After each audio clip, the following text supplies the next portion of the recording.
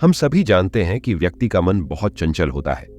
यही कारण है कि मन अशांत रहता है और कई तरह के सवालों का जन्म भी अशांत मन के कारण ही होता है।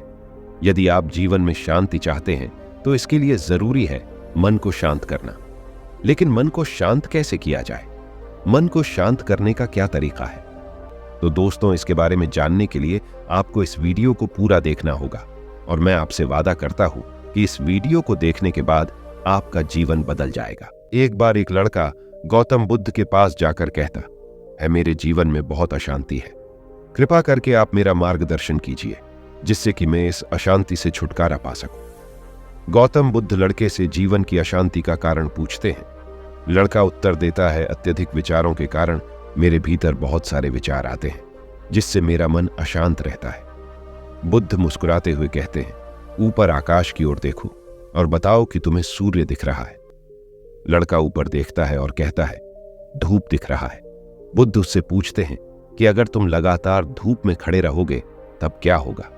वह कहता है, मुझे अत्यधिक गर्मी लगेगी और शरीर में बेचैनी होगी। बुद्ध लड़के से कहते हैं कि अगर धूप में खड़े रहने से तुम्हें गर्मी लगती है तो इसमें दोष किसका है, सूर्य के ताप का या तुम्हारा? लड़का कुछ सोचने के बाद कहता है, इसका जवाब आप ही बताइए। बुद्ध कहते हैं, सूर्य का काम है ताप देना और ताप का काम है गर्मी लगना। ऐसे में तो दोष तुम्हारा ही है कि तुम धूप में जाकर खड़े हुए जिससे कि तुम्हें गर्मी लगी। तुम्हें अगर शीतलता चाहिए तो तुम्हें छांव में रहना होगा। ठीक इसी तरह चंचल मन का भी स्वभाव होता है, विचारों और भावनाओं को जागृत करना। विचार क्षण भर के लिए होते हैं, लेकिन विचार से पैदा हुई भावनाएं देर तक टिकी रहती है। लेकिन यह तुम्हें निर्णय लेना है कि तुम्हें विचार और भावनाओं के साथ चलना है या अलग दिशा बनानी है।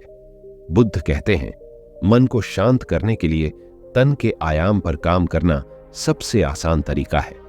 शरीर के स्तर पर हमारी कर्मेंद्रियां और ज्ञानेंद्रियां हैं। कर्मेंद्रियां कर्म और ज्ञानेंद्रियां ज्ञान से जुड़ी होती है। इससे हम अपनी संवेदनशीलता को बढ़ा सकते हैं, यानी हम जो भी काम करें उसे आनंद के साथ करें। मन के आयाम से हटकर तन के आयाम पर जाने से ही तुम्हारा चित्त शांत होगा। ऐसा करने से तुम मन के आयाम से हटकर शरीर के आयाम पर आ जाओगे, ठीक उसी तरह जैसे तुम धूप से हटकर छांव में आ सकते थे। मन के आयाम से हटने पर तुम्हारी जागरूकता तन पर आ जाएगी। जब तुम तन के आयाम पर काम करोगे तब तुम्हारा चित्त शांत होगा। इसलिए हर काम को तन के आयाम पर करने से मन स्वतः शांत हो जाता है। लड़का बुद्ध से कहता है, अपने भीतर के सुर को कैसे सुने?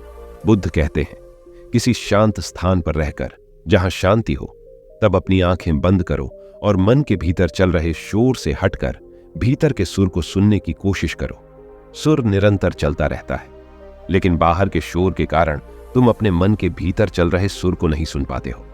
जब तुम अपने दोनों कानों को अपने हाथों से बंद कर दोगे तभी मन के सुर को सुन पाओगे। इस तरह तुम मन की अशांति से दूर हो जाओगे और तुम्हारा मन शांत हो जाएगा। तो दोस्तों, ये मुझे आशा है कि आपको इस कहानी से बहुत कुछ सीखने को मिला होगा।